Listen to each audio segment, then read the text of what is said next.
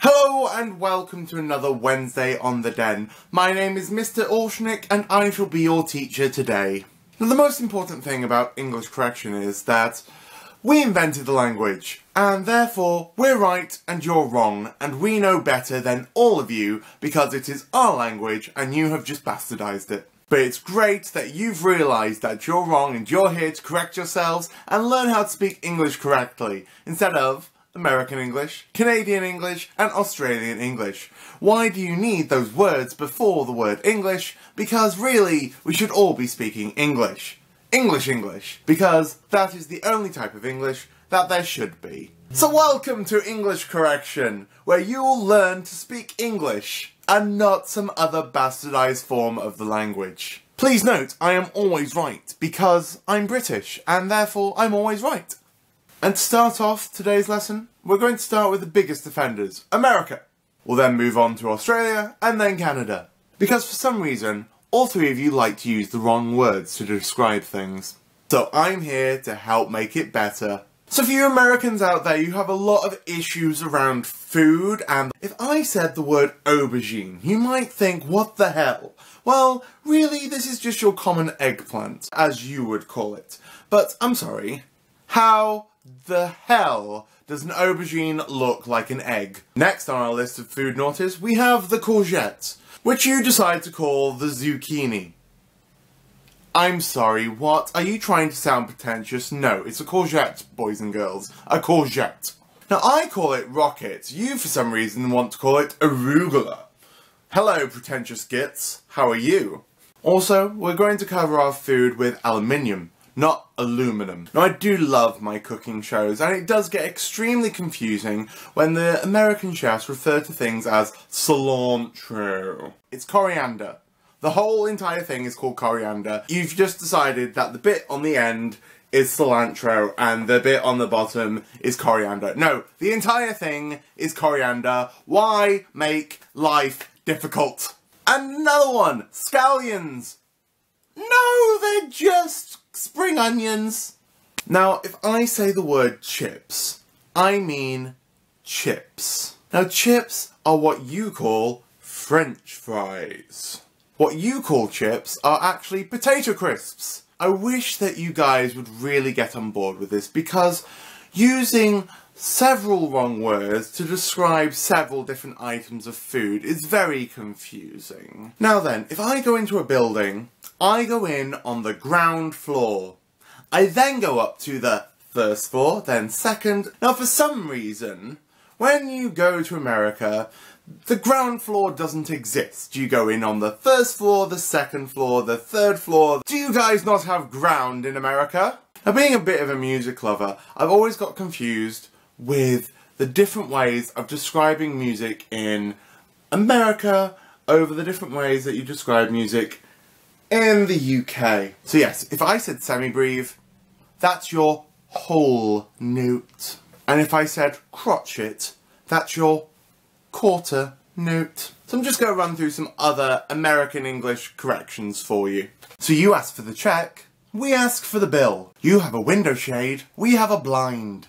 You have a hood on your car, we have a bonnet. You would use a slingshot, and we have a catapult. For some reason you think you play football when you play American football, and you think that you play soccer when you're actually playing football. Bachelorette party is actually called a hen party, and a stag do is what you guys call a bachelor party. What you call a doghouse, we call a kennel, which is very appropriate for you fetish boys out there. We'd ask you where the toilet is, whereas you would ask where the washroom is. I'm sorry, you don't wash in there. You go for a piss in the toilet. I want to know where the toilet is. And now for your bear-related ones. So God knows why, but you guys go to bear runs, and you have run passes. Now, when does a bear ever run? For God's sakes, really. Most bears don't like running, unless you're like a muscle bear or a bear that's trying to get a bit fitter, but generally bears don't like running. Now, if you come to the UK, you're not going to go on a bear run, and you're not going to be looking for a run pass. And if you say the word run pass, no one's going to actually understand what the hell you're talking about. Because we have bear events. and tickets and registration. People will ask, have you registered? Have you picked up your registration pack? Or have you picked up your tickets? If you use the word run passes, people are going to look at you like you're an idiot. So know the lingo when you come over here to go to Bearscot Fest in October, or Bear Bash next year, or any of the other bear events that are based in the UK. Now, you Australians are not as big of an offender as the Americans. It might be because I've grown up with an American father and visiting America most of my life that I don't think that you're as big an offender. Same with you Canadians out there. You guys are alright, you speak better English than the Americans do. But that might just be because I know more of the American problems with the language. I also must note that because of TV, imports from America, Australia and Canada coming into the UK TV-wise, a lot of our language is adapting and changing. I would imagine it's the same for you. Nowadays we're kind of realising, oh well, this word means that, and that word means that, because that's just how they say it, and that's how they say it. So a great example of that is with the Australian language, where you would say you'd have a prang, and we would say that you had an accident in your car. A lot of people in the UK now would say that you have a prang, and that is all down to Neighbours and Home and Away. Spencer, I need to apologise for this section of the video because a lot of it is taken from the internet, and it just sounds like you guys basically shorten things and speak slang, which from what I understand of Australian language is basically right. I'm going to call you Australian, and you say that you're an Aussie. I would say I'm half American, you'd say that I'm half Yank. I'd never eat a banana, because bananas are disgusting, but you might eat a nana. Once again, I don't like drinking beer, but supposedly you'll go drink amber. We might eat a biscuit, that's not what the Americans call a biscuit, by the way. You're going to eat a bicky. By the way, Americans out there, what you think is a biscuit looks like a dry scone. I would say that you're drunk, and supposedly the Australians would say that you're pissed, but then generally we would say that you're pissed as well. Once again, crossovers, changing of language. Why do you call English people poms? I say kangaroo, and for some reason you're lazy and just say roo. Supposedly you Aussie-Tralian country folk like to say lolly instead of money. No, a lolly is something that you suck. It is cold. And for you Americans out there, a popsicle. Sausage is a snag. Does that mean when you go down on a guy you're sucking on their snag? Underpants are jocks. No, a jock is a jock. This is a jock. And lastly, for you Canadian naysayers out there who don't speak the correct language of English, why on earth do you call a bobble hat a toque? Really? It rhymes with fluke. We wear flip-flops. You wear thongs. What? No, a thong is like a jockstrap, but it just has one line going up the back of it and through your bum cheeks. Now this is another Canadian-American crossover which you can understand as you guys are so close to each other. British people would generally say pants. Now, when you guys say pants, you're actually meaning trousers. Now when we say pants, we mean underwear. But because of the TV culture bastardising our language and you guys ruining our children, a lot of our children now think that trousers are pants and pants should be called underwear when underwear is actually called pants and pants are called trousers.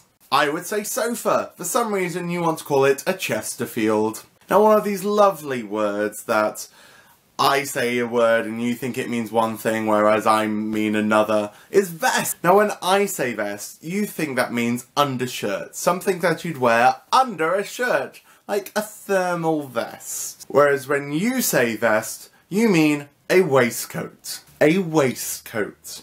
Not a vest. Now we would call it a garden or going out to do the gardening. You would say a yard and going out to do yard work. We would say nappy, you're gonna say diaper. We would say tissue, you're gonna say Kleenex. Kleenex is a brand, boys and girls. It's a tissue. I'm going to put things in my rucksack, not my backpack. I wouldn't really eat a Swede, but you might want to eat a rutabaga. I'm going to open my tin of beans, whereas you might open your can of beans. I have a wonderful fringe, obviously. No, I don't. But for some reason, you want to call it bangs. Does it bang? Does it make noise? No, it doesn't. It is hair, and it's a fringe, okay? It is a fringe. There are some little embarrassing ones for you. Now, when I say I need a rubber, I actually mean I need an eraser. So I need to rub out my work. Whereas when you say a rubber, you mean a condom. Or prophylactic.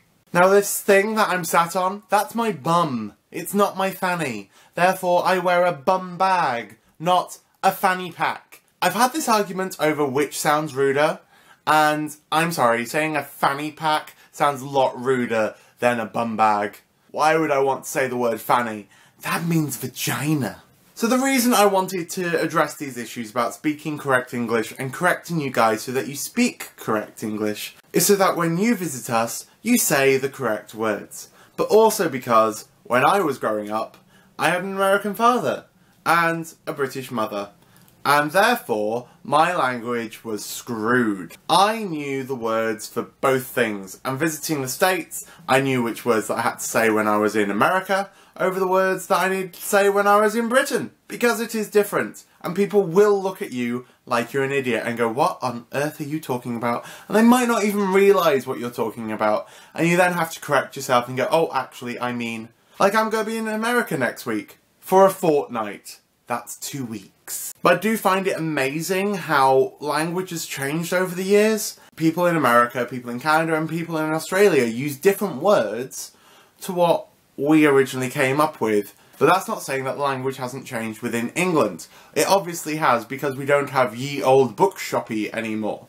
But I've always found it a fun topic to talk to my American friends about, and say words and try and work out what they think that I mean. Like if I said quid, what would you think it means? It's a pound. A pound coin. So is there any English words that you guys don't understand that you want me to explain? Because I'm happy to do so, because I always think it's better to know and educate you so you're speaking the correct language. I hope you all have an amazing rest of your week, guys, and I'll see you next Wednesday when I'm in America! Don't forget to subscribe to the channel, like and share our videos, and make sure you follow us on Facebook and all of the rest of the social media. Goodbye! So a few apologies out there for this video. Unfortunately, I'm working Monday to Friday this week and I've got very little time to actually get the video done. So it's not as much as I wanted it to be in terms of quality and content, and basically the whole video should probably just be burnt. I also apologise if you've taken offence to any of the video, but remember, this is just me being silly. And it's not to be taken too seriously. Yes, fine, you speak American English, I speak English. You might think you're right, but you're not. But it's fine, I know, it's alright. I love you still. But yes, I'm in a bit of a rush to get everything done because there's so much going on this week and I'm having to work and whatever else. So I do apologise if this video does end up going late, which I think it will do. And when I say late, I mean 6 o'clock in the morning UK time, so that's going to be midnight in America anyway, so that's fine, yes. I'll see you later, guys. Bye-bye.